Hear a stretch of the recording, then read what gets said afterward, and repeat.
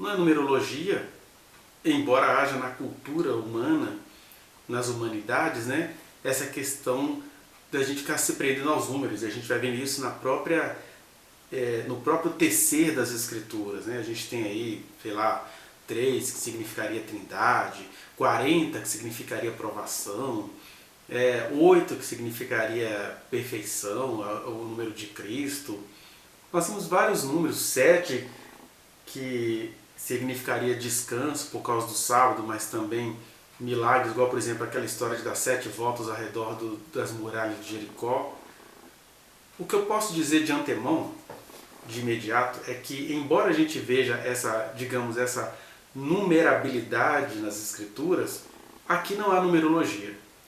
Porque se houvesse numerologia, por exemplo, quando Israel derrotou Jericó a partir daquelas 7 voltas ao redor da cidade, isso poderia ser repetido em outros momentos, mas não, aquilo foi uma coisa específica daquele momento e nunca mais aconteceu, nunca mais Deus mandou alguém fazer 7 voltas em cidade nenhuma.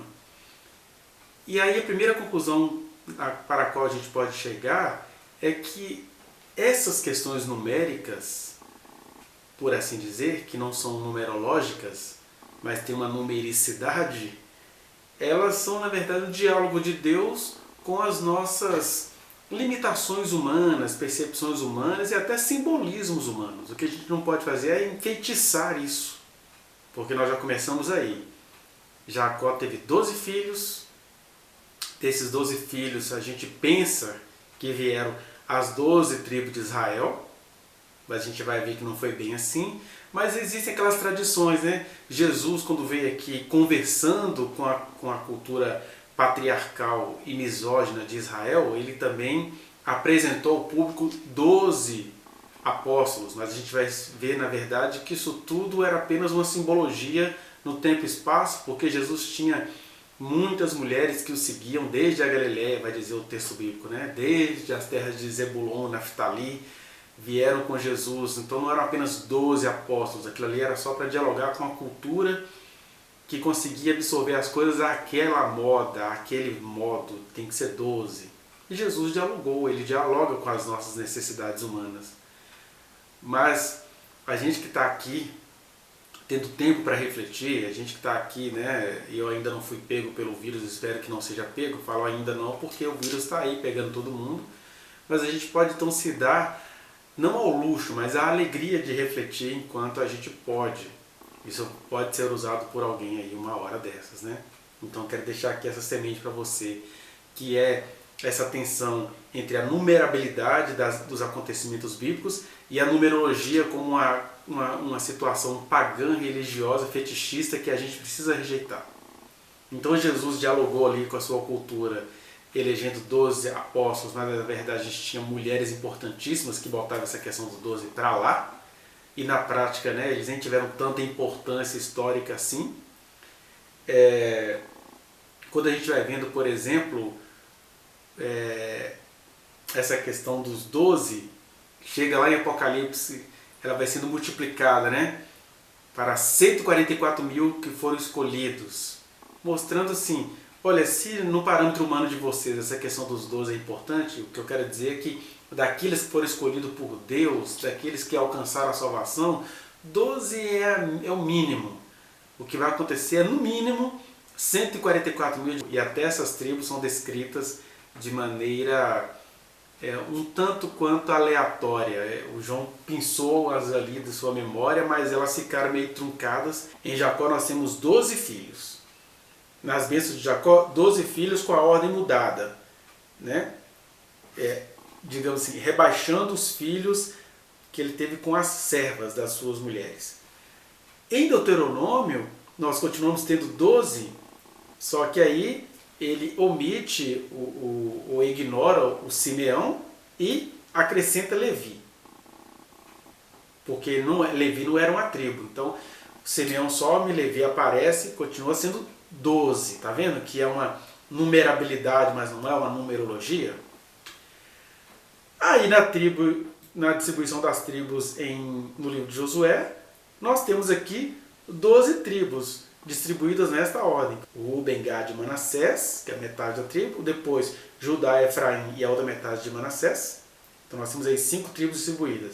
E depois as outras 7, né, para dar 12. Benjamim, Simeão, Zebulon, Issacar, Aser, Naftali e Dan. E quando você vai para a profecia bíblica, que são outras listas que a gente poderia falar dos 12 filhos de Jacó, nós vamos ter uma lista no livro de Ezequiel 48, que vai ter 12 tribos. Mas olha só as 12 tribos que aparecem, em que ordem que elas aparecem. Dan, Aser, Naftali, Manassés, Efraim, Ruben, Judá, Benjamim, Simeão, Issacar, Zebulon e Gade. Né? Então elas aparecem nessa ordem, já demonstrando o seguinte, ó, são 12, mas eu estou falando aqui de maneira aleatória. E depois, quem vai refletir isso é o apóstolo João no Apocalipse 7, quando ele vai falar dos 144 mil. E aí a gente já começa a ver que essa questão é 12, mas ela não está reduzida a um número mágico. Porque olha só a lista que João apresenta em Apocalipse 7, quando ele vai falar dos 12 mil de cada tribo. Ele começa com Judá, ele inverte, né? Judá, depois Ruben, Gad, Aser, Naftali, Manassés, Simeão, aí o Simeão já aparece em João, em Apocalipse. Levi, Issacar e Zebulon. Aí depois ele fala de José e de Benjamim. E aí o que nós temos aqui é que João acrescenta José, sendo que ele já tinha falado de Manassés, então meio que o Manassés aparece 2 vezes e o José entra no lugar do Efraim. E ele fala de Levi como uma tribo, quando Levi, na verdade, não poderia ser mais uma tribo, ela estava tendo cidades entre as outras tribos. Mas isso só indica, na verdade, no Apocalipse de João, que Deus não está com esse compromisso territorial de ter 12 tribos. Ele só está dizendo o seguinte, olha, a tradição de vocês está dizendo que é 12, pois eu vou dizer para vocês, na verdade são 12 mil de cada tribo, indicando uma infinitude com exatidão, esse paradoxo do Evangelho, né? Olha, não são 12 tribos não, nem são 12 mil não, são 12 mil de cada tribo, 144 mil. E aí ele vai falando de maneira aleatória, tanto é que ele erra, né? Chama uma tribo de José, bota o Levi no meio, que não deveria ser uma tribo, e nós temos aí listas que não coincidem, mesmo desde Jacó, né? A ordem não coincide, já o velho Jacó, quando vai dar a sua bênção, não coincide, e aí muitas teorias são criadas, né? Agora, o que a profecia de João indica é só isso, olha, acabou essa questão de nação, território, qual é a tribo maior, qual é a tribo menor. Eu tenho um povo, diria o Senhor, Deus tem um povo. Então, o que a gente precisa compreender do 12, que na história de Israel vai significar governos humanos, né? Deus pode até falar com alguém, olha, eu vou te dar 12 povos, vou te dar isso, vou te dar aquilo. Deus falou, né, que os descendentes de Ismael teriam 12 príncipes. Então tinha essa tradição ali no Oriente Médio a ver com o 12, mas a gente já vai vendo na própria família de Jacó que esse 12 foi sendo formado de maneira um pouco controversa, né? Principalmente quando essa história, não, tem que ser 12, então nem que eu tenha filhos com a serva. E isso são os seres humanos que fazem, Deus não faz assim. Mas Deus mantém o diálogo. Manter o diálogo está longe de significar que Deus aprove as nossas feitiçarias, as nossas numerologias. Manter o diálogo tem uma numerabilidade aí? Beleza. Só que eu vou bagunçar as listinhas de vocês. Eu queria meditar isso com você porque eu achei importante fazer essa ressalva. Nós temos aqui, até anotei, né? Essas 4 listas aqui de classificação das tribos, né?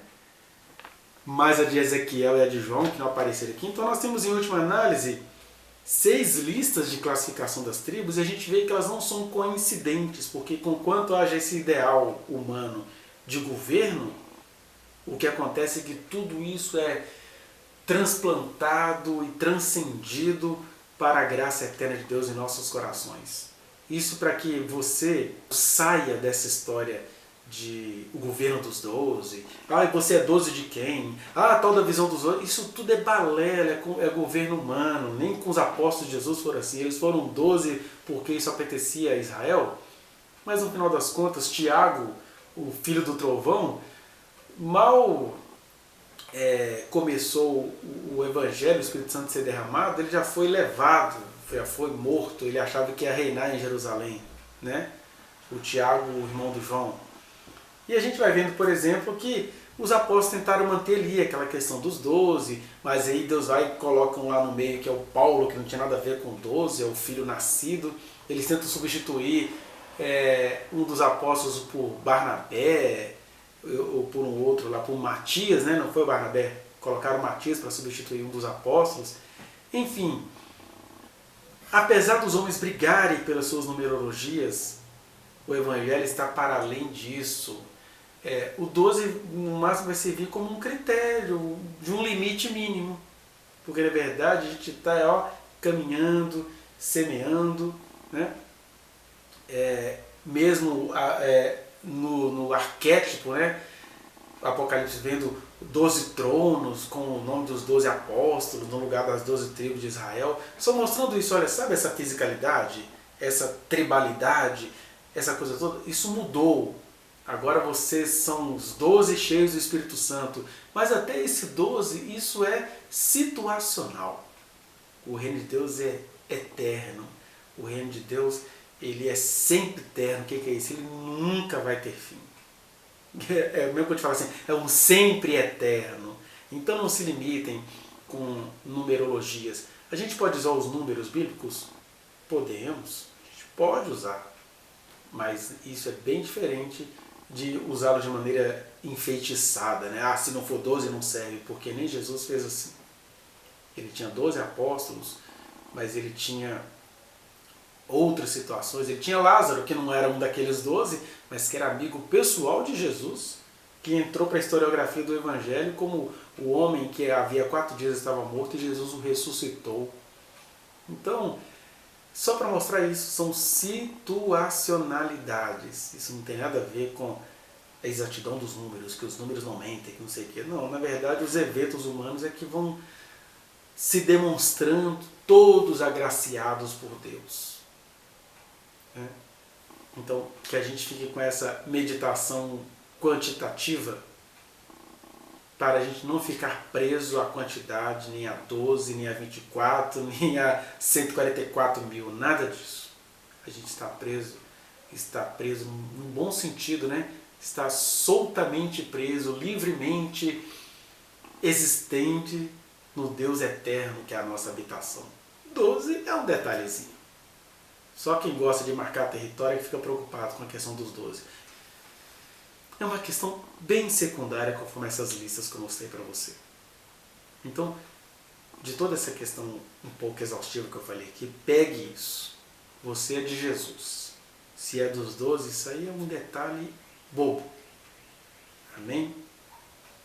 Este trechinho que você acabou de assistir, ele faz parte de uma reflexão muito mais ampla.